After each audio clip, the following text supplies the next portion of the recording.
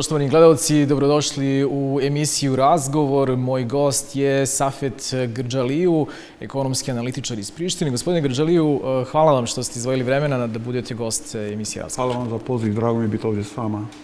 Evo, na početku da vas pitam kako bi ocenili trenutnu ekonomsku situaciju na Kosovu. Mnogo se o tome govori. Iz Privredne komore Kosova stižu informacije da je situacija čak alarmantna, da je dosta ljudi ostalo bez posla zbog pandemije koronavirusa. Kako vi vidite stanje ekonomije na Kosovu trenutno? Pa iskreno da vam kažem, posle ove pandemije svijet neće biti ono što je bio nekada. Kao druga stvar, mislim da je vrijeme za neki novi ekonomski svjetski poredak i tu treba dosta snage i energije da se ulaže. Kao treće, najveći je problem kod nas ili najveći je problem na Kosovu što jednostavno kriza se ne prizna kao kriza ili ljudi ne znaju da je kriza tu. U tom kontekstu, dok cijeli svijet ima samo jedan cilj kako minimizirati posljedice pandemije koronavirus ili COVID-19, na Kosovu se ratuje na nekoliko frontova. Prvi je front COVID, drugi front je ekonomska pandemija, treća je socijalna pandemija, četvrta je psihološka pandemija, a peta je što je najopasnija i što je najotežavajuća u ovom trenutku je politička nestabilnost koja je jednostavno prešla sve strahove pandemije COVID-19 i u tom kontekstu u ovakvom stanju pričati o nekakvom prosperitetu kad je u pitanju ekonomski poredak ili ekonomska podrška, mislim, stvarno nema prostora. Govorim to zbog jednog razloga što jednostavno se vidi da na Kosovu daleko više se ratuje i bori se za vlast nego za državu, narod i za biznis. Daleko više se brani interesi političke partije, a ne naroda, biznisa i zajednice. I u tom kontekstu sama činjenica da od marta ove godine na neki način živimo uz taj paket mjera za emergentsku situaciju i još nije prošao zakon o sanaciji ili o podrški privatnom sektoru i građanima, govori najviše ili na najbolji mogući način koliko je teška situacija, koliko je pandemija politizirana i ako jedna takva pandemija se politizira i kad se priča o pandemiji sa političke dimenzije, uvijek se računa na glasove i na izbore, to je najveća žalost što možda osvaja neku državu, a pogotovo Kosovo kad se zna da jednostavno mi smo ušli u krizi sa krizom. Znate da izbori su bili u oktobru prošle godine, a vlada je bila osnovana negdje do marta ove godine i u tom kontekstu imamo sukob sa pandemijom, a uz to nismo imali ni budžet, nismo imali ni državne rezerve, a još manje budžetske rezerve. To govori kakve su bile okolnosti tada i nažalost Kosovo nema taj komoditet da čeka 8 ili 9 mjeseci da prođe jedan zakon u Skupštini, jer jednostavno mogu da shvatim sve, ali da i u ova teška vremena, ovo izvanredno stanje, i ako nije proglašeno izvanredno stanje, onda je sigurno emergensko stanje i da nemaju tu smjelost ili tu volju da u ime naroda rade nešto za narod i za biznismene, mislim to može samo da se dogodi ovdje i to dokazuje ili pokazuje najviše kakva je situacija na ovom prostoru i koliko je situacija politizirana. Dobro, vi ste naveli listu, da kažem, problema, počevši od pandemije, pa socijalne, pa ekonomske dimenzije, pa sve do te političke nestabilnosti. Ali se stiče utisak da je upravo ova politička nestabilnost bacila u neki zasinak sve ove ostale probleme, pa se to u javnosti mnogo više govori, recimo, o izboru predsjednika, mnogo manje o tome kako narod živi, odnosno ta socijalna dimenzija, kakva je stanovništva i ta ekonomska situacija. Eto, govorimo i o nacrtu zakona o ekonomskom oporavku. Zbog čega dolazi do toga? Kao prvo, mislim, ovo što se događa u zadnje vrijeme na Kosovu dolazi u sukob sa nekim filozofskim stajalištima. Vi znate da u škole smo učili da je religija opijum za narod, ali na Kosovu se uspostavilo nešto drugo, da je samo borba za vlast i politika je opijum za narod. Ali kad jednostavno političari jednostavno se predstavljaju u jedan opijum za položaj ova teška vremena, mislim tu teško je naći odgovora. Osim toga moram shvatiti jednu stvar, da u emergentnim situacijama sve stranke, svi lideri možda budu jednostavno u jednoj liniji, da u ime države jednostavno rade za narod i za poslovnu zajednicu, a ne da se iskoristi ova situacija za pritisak, za borbu, za položaj, za neke predrasude i neke želje koji su jednostavno koliko nemoralne, toliko su i štetne, ali jednostavno izgleda da i dalje se dokazuje to da nedostaje ta edukacija određenih ljudi koji su u tim položajima.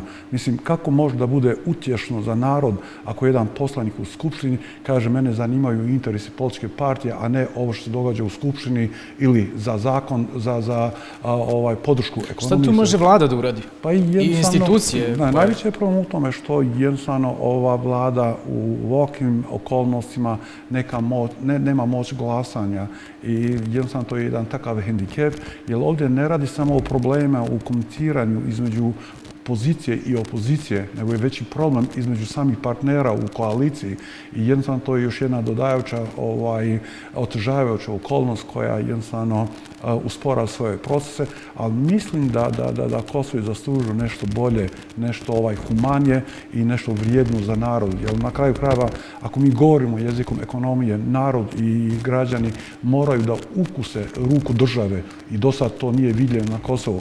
Meni je najgore kad napravim neke analize, pa ako vi analizirate države u regiji i šire, na neki način one se takmiče kako naći bolji način, uspješni način da podržavaju ekonomiju, da budu blizu građana, a na Kosovu jednostavno danas je možda najveći uspjeh ako blokiraš, danas je najveći uspjeh u Skupštini ako jednostavno ne budeš tu da bi osvajao nešto u interesu naroda i građana i jednostavno to dovodi do pitanja upravo ono što smo mi rekli da na Kosovu daleko više stvara probleme i ubije u pojam narod psihološki ova politička nestabilnost, ova neodgovornost, jer na kraju kraja moram biti iskreni, bez obzira što ako se analizira neka grčka filozofija, za političari uvijek su rekli da su to majstori neistine, ali ja sam i da u politici barem mora da postoji jedan mali dio morala i da u ovakvim situacijama budu uz narod, jer na kraju krajeva oni govore u ime naroda, oni su dobili glasova od tog naroda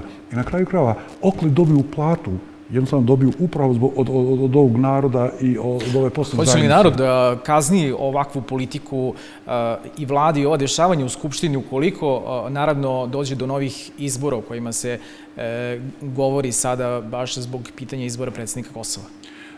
Sigurno narod pamti, sigurno narod vraća i sigurno ovo će se reflektirati i na izbore, samo jednostavno moramo biti svjesni toga da izbori u ovakvim okolnostima nisu rješenje, nije to alternativa.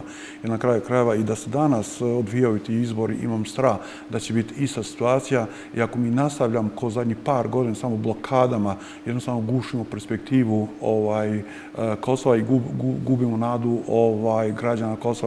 Nije rješenje, nije dostignuće ako političari uspiju da uliju strah u narod i da narod misli da jedino rješenje za budućnost je jednostavno otići negdje vani.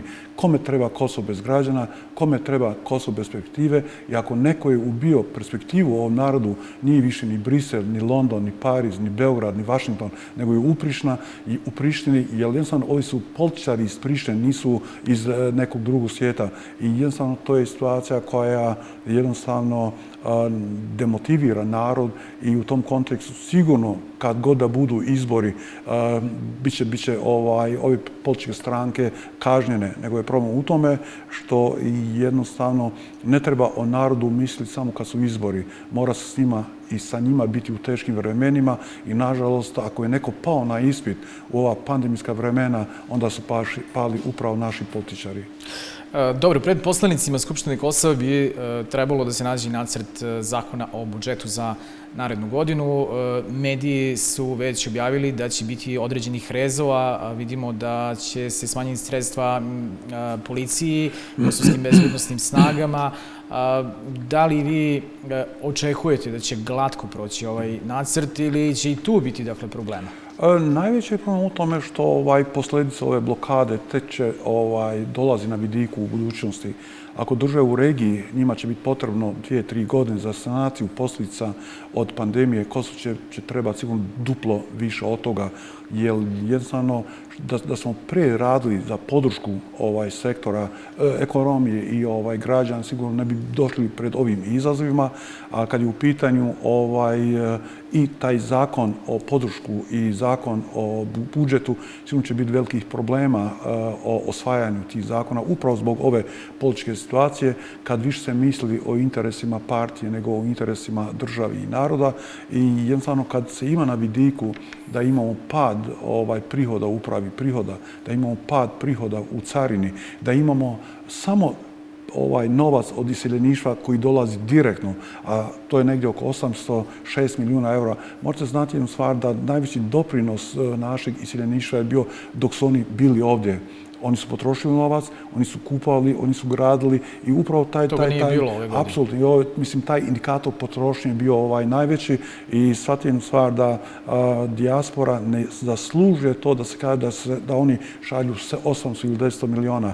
Svake godine su oni poslali jedan budžet i ako mi analiziramo, na primjer, od 1999. godine, sigurno priliv novca od iseljeništva je bio preko 36 milijardi eura, što znači da ovaj budžet koji se usvaja u Skupštini, 58% ide za socijalne potrebe i sve ostalo ide za potrošnju u neke javne projekte, ali ti projekti su daleko više orijentirani za korupciju, za kriminal, za grabež, nego da to bude u funkciju razvoja. I ako neko zaslužuje najveće priznanje za socijalni mir i za ovo što se vidi na Kosovu, onda to sigurno pripada iseljeništvu. Očekujete li da se smanji taj procenat ulaganja u kapitalne projekte za sljedeću godinu? Definitivno, budžet neće biti kao što je bio prije. Biće veliki izazov zbog toga što nema više novaca u budžet. Osim toga, jednostavno sama činjenica da se blokira svaki korak, da se nađe neko rješenje za izaći u stanja, to još više otežava,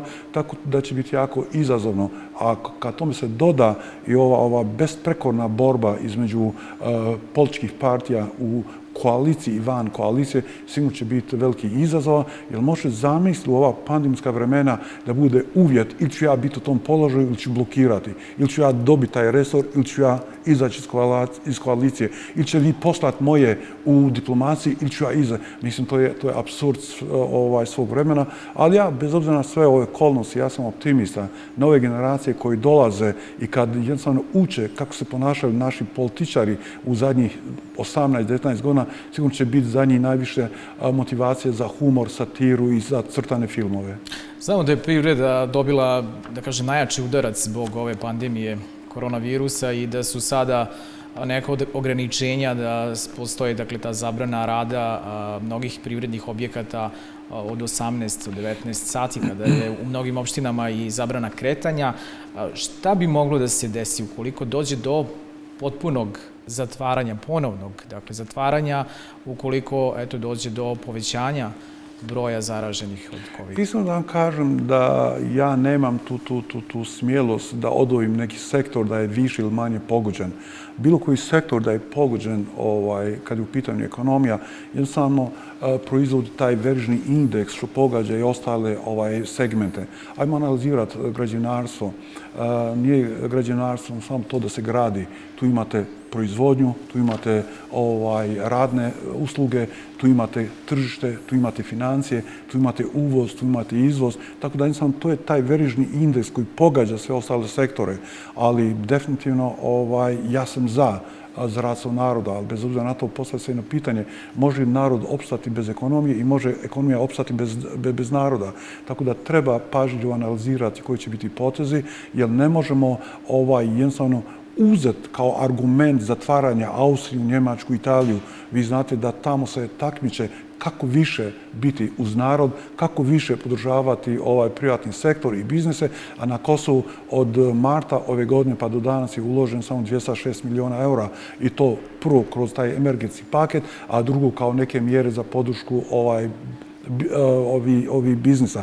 Ono što je još bitna stvar, Mi pričamo o Njemačkoj, pričamo o Italiji, ali gledajte što se radi u regiji. Vi imate danas u Srbiji preko 6 milijardi skoro uloženi u sanaciji posljedica pandemije, bilo direktno, bilo indirektno. Vi gledate Makedoniju preko 3 milijarde, vi gledate Crnu Goru, vi gledate Albaniju. Svi daju sve od sebe da bi bili blizu, a na Kosovo dosta samo 208 miliona eura. Prema tome, to su indikatori koji govore puno toga da, mislim, nije strah samo pandemija. Meni je daleko strah taj parabolizam koji se proizvodi i koji će biti posljedice posle ove pandemije, jer izazovi stvarno će biti veliki, a opet govorim, možda sve to bi imao neki smisao, jer svi smo svjesni da pandemija ne pogađa samo Kosovo, ili samo regiju, nego čitav svijet, ali upravo ono što otežava stanje na Kosovu je politička pandemija koja je prešla svaku mjeru moralnosti i svaku mjeru nekog civiliziranog pristupa prema narodu, prema građanima i prema pandemiji samoj. Da li podržavate ove mere koje su na snazi?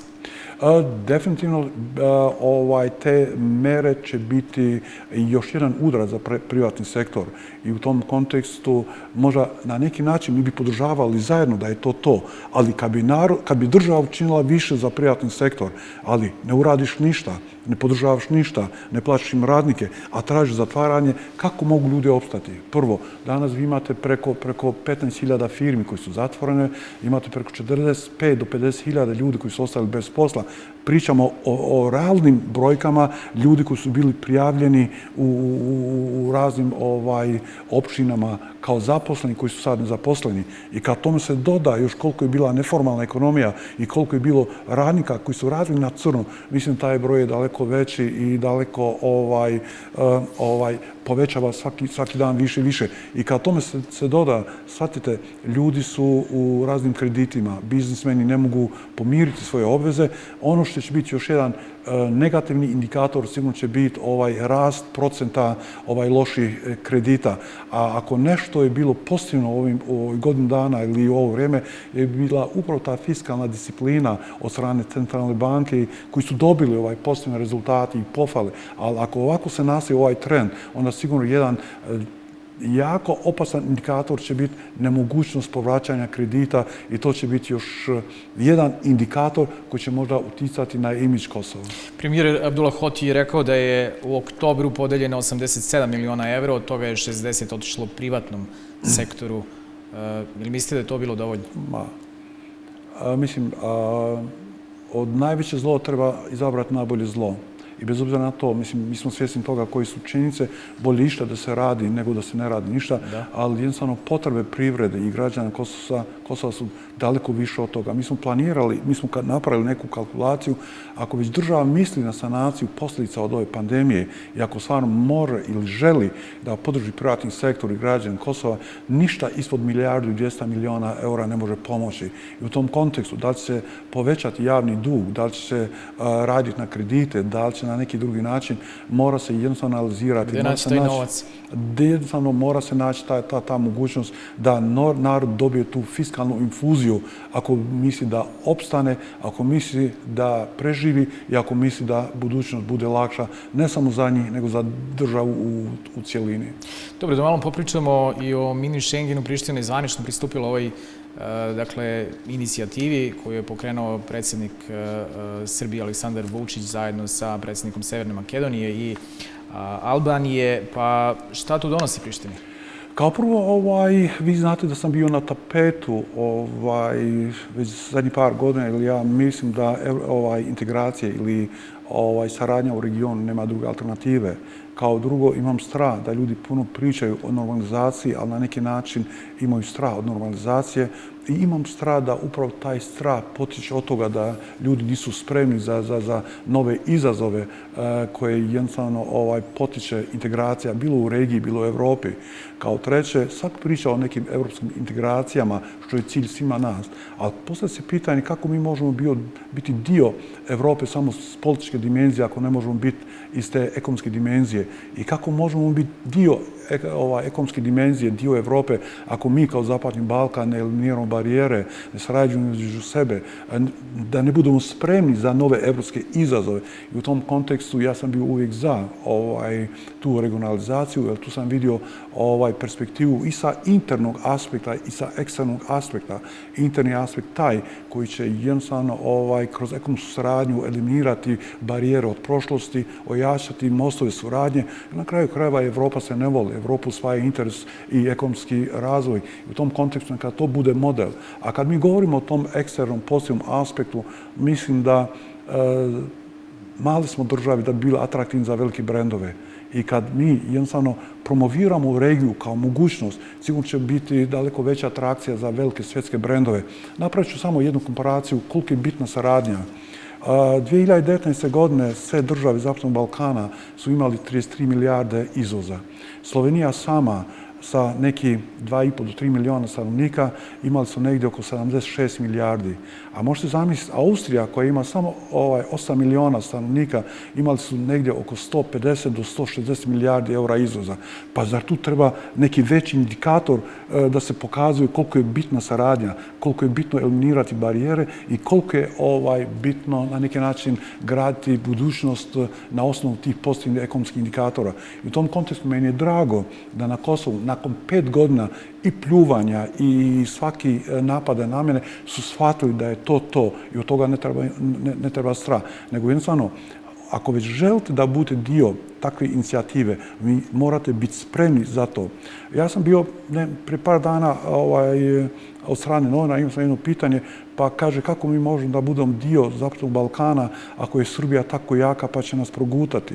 Ja sam rekao, igrate vaše interne kapacitete, pokušajte da ulažete što više je moguće u obrazovanje, pokušajte da imate vladavinu zakona i pravde, eliminirate barijere. Jer na kraju krajeva, ako mi se vraćamo negdje 1958. godine i analiziramo Rimski sporazum, pa možete zamisliti da ako u to vrijeme Talijani, Švicarci, Austrijanci bi rekli pa nećemo da budemo dio Schengena ili Evropske unije jer Njemačka nas proguta. I upravo to što Njemačka je tako jaka, to je taj vez koji povezuje ekonomsku saradnju i te države su danas upravo jake i stabilne na osnovu toga. I u tom kontekstu mislim da je daleko više pametnije da mislimo ozbiljnije o tome, da rješavamo naše interne probleme, da shvatimo da nema alternative sem dijaloga, da shvatimo da normalizacija odnosa ne samo između Srbije i Kosova, nego u regiji općenito jednostavno garancija budućnosti i samo tako kroz eliminiranje ovih barijera mi ćemo biti dio izgradnje nove izazovne Evrope, a ne da budemo problem i izazov Evrope. Dobro, hvala. Evo, malo da popričamo i o Vašingtonskom sporazumu. Srbija je u tom kontekstu pokrenula proceduru za izgradnju autoputa mira Niš-Merdare. Čuli smo i ambasadora na Kosovu koji je rekao da Amerika podržava, dakle, Vašingtonski sporazum i da će on da će se nastaviti sa sprovođenjem dogovorenog.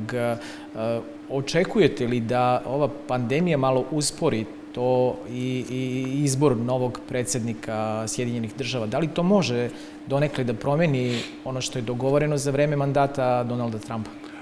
Kao prvo, ako vi napravimo neku analizu ove godine, što je po meni bilo najznačajnije, bila su 2 datuma. Prvi je bio 4. septembar, taj Vašingtonski sporazum i meni je jako bitan ovaj berlinski proces u Sofiji, u Skoplje, jer ipak tu imate gdje značajne deklaracije koje će biti podrška Zapadnom Balkanu.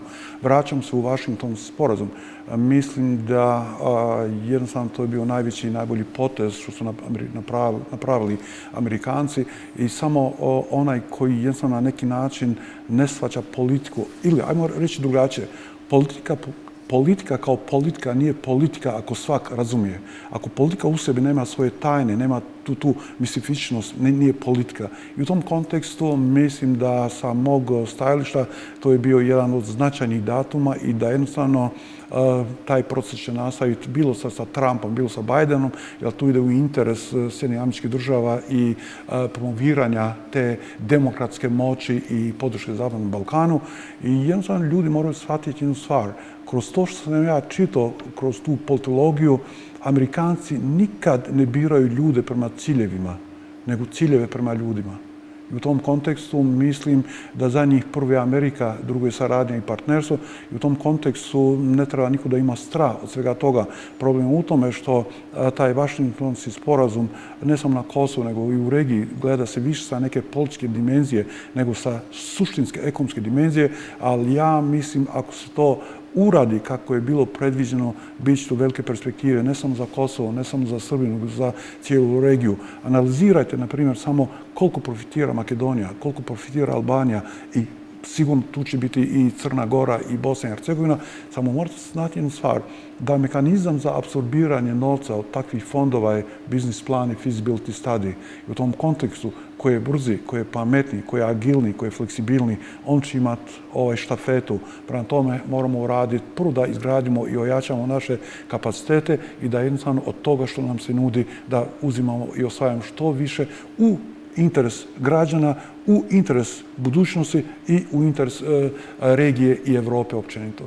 I na kraju emisije, a uvijek želim da vas pitam kada će politika da se odvoji od ekonomije i kada će se to desiti, svakako će građanima i svima biti lakše nekako jer bi na neki način mogli da se odvoje te dve stvari, što je vrlo teško sada u ovom regionu.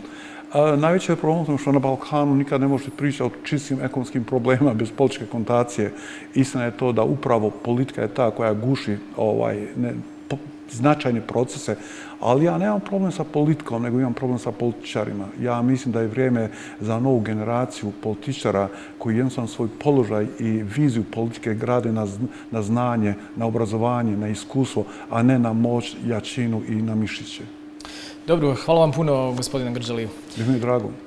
Poštovani gledalci, pratili ste emisiju Razgovor, moj gost Safet Grđaliju, ekonomski analitičar iz Prištine. Ja sam Siniša Kostić. Ostanite dalje uz RTK2.